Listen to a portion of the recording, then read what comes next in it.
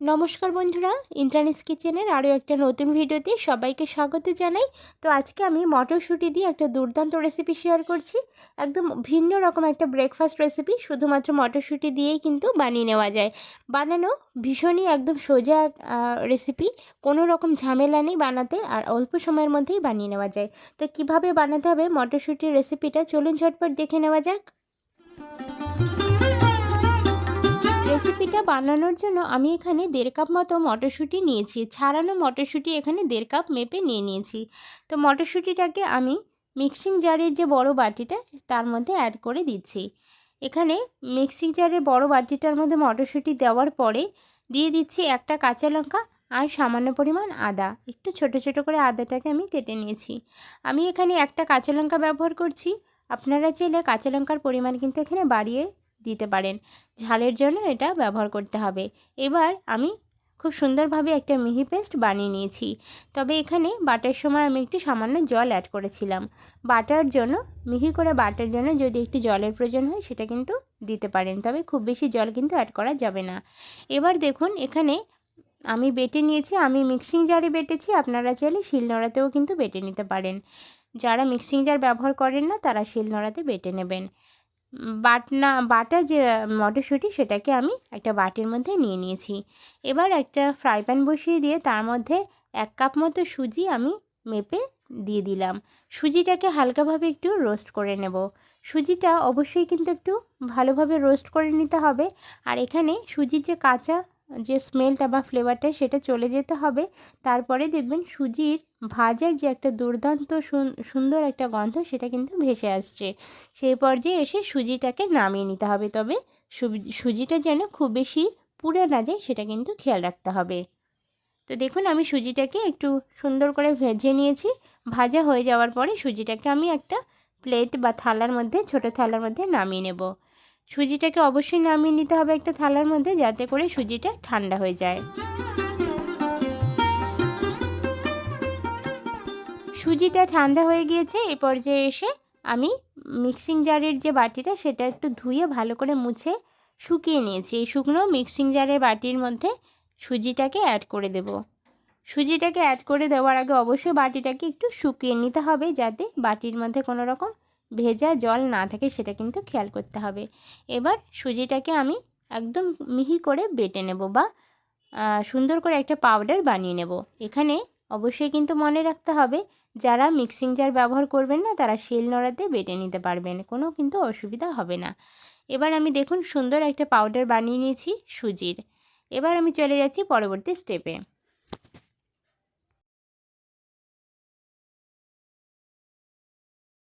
এবার ওভেনে আমি একটা ফ্রাই প্যান বসিয়ে দিয়েছি, আর এখানে চাইলে আপনারা কড়াইও বসিয়ে দিতে পারেন।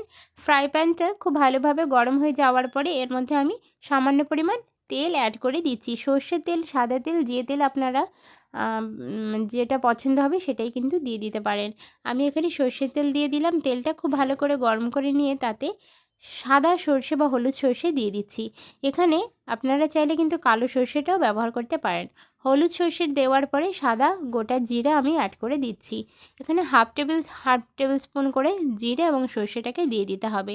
খুব ভালোভাবে জিরা আর সর্ষেটাকে ভেজে নিতে হবে।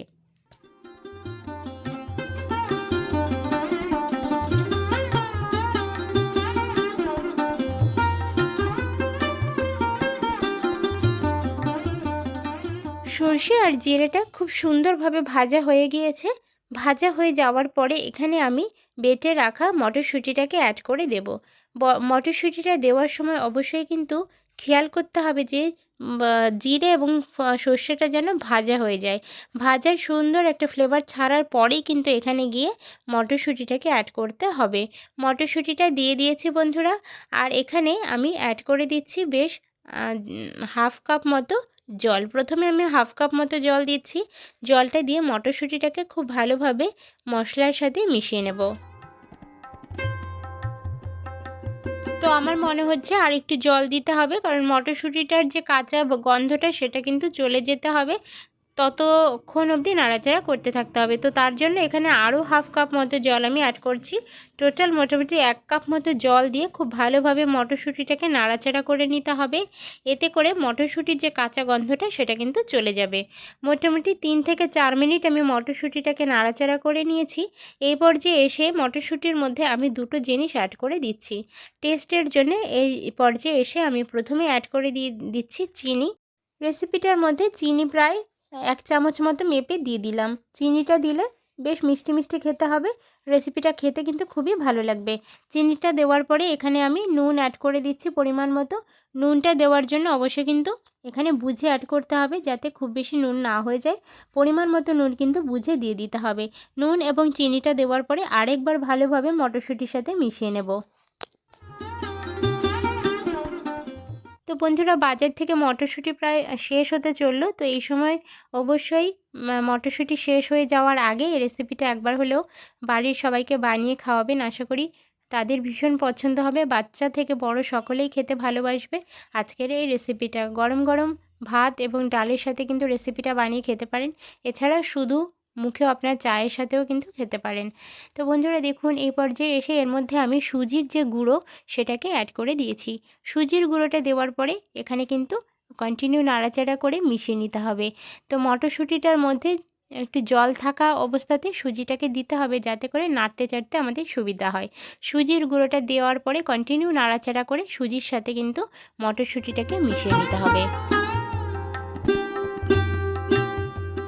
খুব সুন্দরভাবে আমি কিন্তু মটরশুঁটি আর সুজিগুলোকে মিশিয়ে নিয়েছি। এবার টেস্টটা একটু ব্যালেন্স করে দেখবেন, ছেঁকে দেখবেন যে সব কিছু ঠিক আছে কিনা।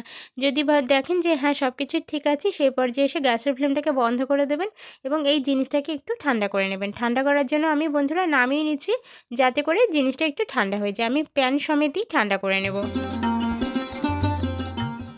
তো বন্ধুরা, মটরশুঁটিটা ঠান্ডা হয়ে গিয়েছে আর এই পর্যায়ে এসে এখানে আমি 1 চামচ মতো ঘি অ্যাড করে দিচ্ছি।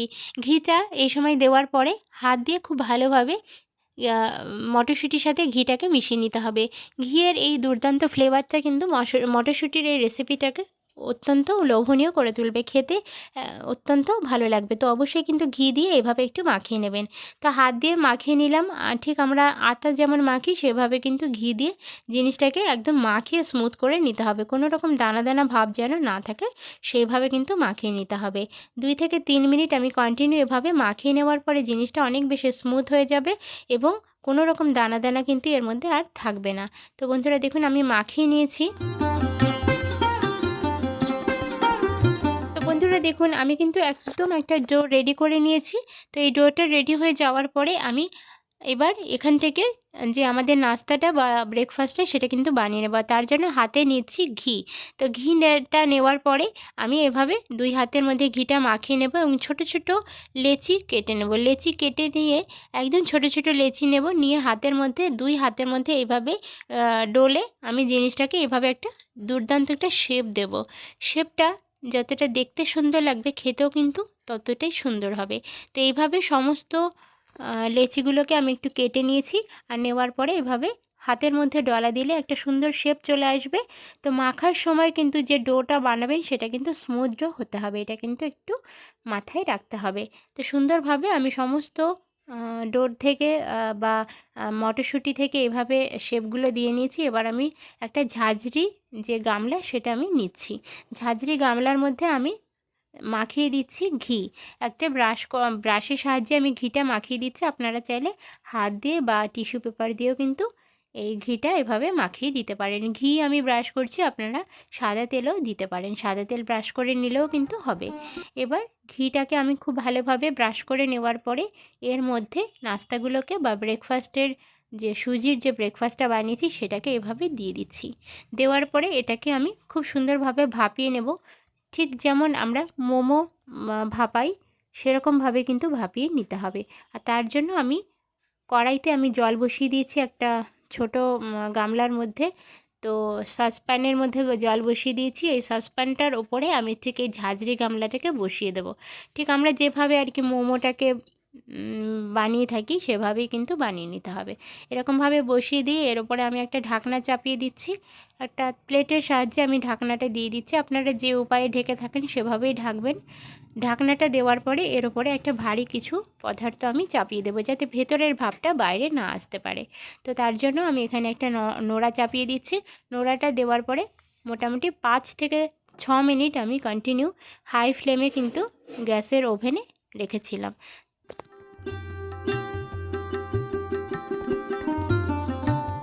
6 থেকে 7 মিনিট পরে ঢাকনা খুলে আমি দেখাচ্ছি, দেখুন মটরশুঁটির পিঠাগুলো খুব সুন্দরভাবে কিন্তু সেদ্ধ হয়ে গিয়েছে। গরম অবস্থায় মনে হতে পারে একটার সাথে একটা লেগে গেছে, এটা কিন্তু কোনো টেনশনের বিষয় নয়, কারণ ঠান্ডা হলে একটা থেকে আরেকটা খুব সুন্দরভাবে ছাড়িয়ে যাবে। তো এবার আমি ফ্রাই প্যান বসিয়ে দিচ্ছি ওভেনে। আর একটুখানি কাজ বাকি আছে, সেটা একটু দেখে নিন। তো ফ্রাই প্যানটা গরম করে নিয়ে তাতে যে কোনো তেল আপনারা দিয়ে দেবেন, সাদা তেল, সর্ষের তেল। আমি এখানে সর্ষের তেল দিচ্ছি। তেলটা গরম করে নিয়ে এর মধ্যে আমি সাদা তিল দিয়ে দিচ্ছি। সাদা তিল এখানে 1 চামচ মতো সাদা তিল দিলেই কিন্তু হবে। তিলটা দিলে খুব সুন্দর একটা ফ্লেভার আসবে, খেতে কিন্তু খুবই হেলদি এবং মুখরোচক হবে। তো অবশ্যই কিন্তু তিলের ব্যবহারটা এখানে করতে হবে। তিলটা হালকাভাবে তেলের ওপর একটু নাড়াচাড়া করে নিয়ে আমি মটরশুঁটির যে পিঠাগুলো বানিয়েছি সেগুলোকে দিয়ে দিচ্ছি।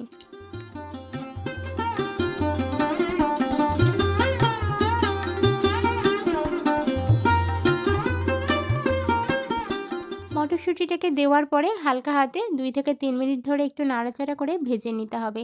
এতে করে মটরশুঁটির যে একটা সুন্দর ফ্লেভার সেটা কিন্তু তৈরি হবে, খেতে কিন্তু দুর্দান্ত লাগবে। তো মোটামুটি 2-3 মিনিট একটু নাড়াচাড়া করে মটরশুঁটির এই রেসিপিটাকে একটু ভেজে নিচ্ছি।